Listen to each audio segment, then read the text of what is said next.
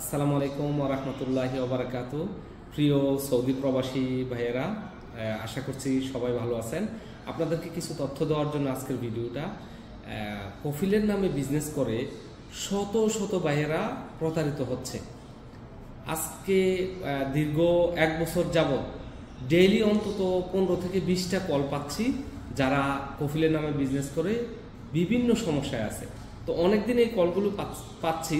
আজকে আমি 4 জনের ডকুমেন্ট অর্থাৎ 4 জনের নাম সহ লিখে রেখেছি আপনাদেরকে জানানোর জন্য। 4 জন কি সমস্যায় আছে কফিলের নামে বিজনেস করে। একজন হচ্ছে জিজান থেকে কায়েশ ভাই। ওনার 3টা সুপার মার্কেট ছিল, মিনি সুপার মার্কেট, অনেক বড় বড় 100 থেকে 150 মিটারের সুপার মার্কেটগুলো। কফিল কি করছে, ওনার যে ব্যাংক অ্যাকাউন্টগুলো ইয়ার সাথে ওনার সুপার মার্কেটের সাথে অ্যাড করা, এগুলোর নামে কফিলে লোন উঠেছে। তো প্রত্যেক মাসে 10,000 15,000 করে 3টা থেকে টাকা কেটে নিয়ে যায়। উনি অনেক সমস্যায় আছে।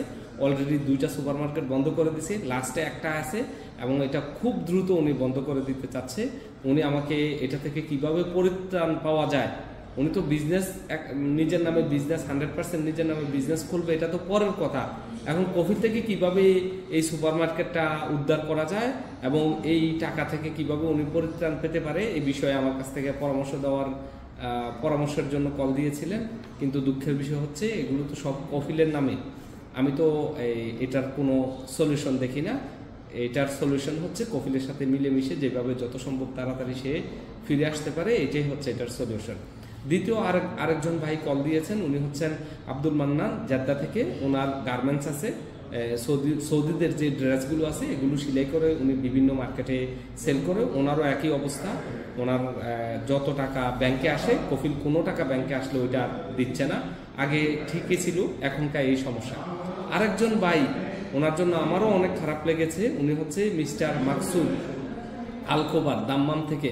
উনি সাব কন্ট্রাক্টর। উনি বিভিন্ন বিল্ডিং কন্ট্রাক্ট নিয়ে কাজ শেষ করে তারপরে বিল নিত। এমন মানে কিছু তো আছে লোক সাপ্লাই দেওয়া, এমন না। উনি কাজ কন্ট্রাক্ট নিত।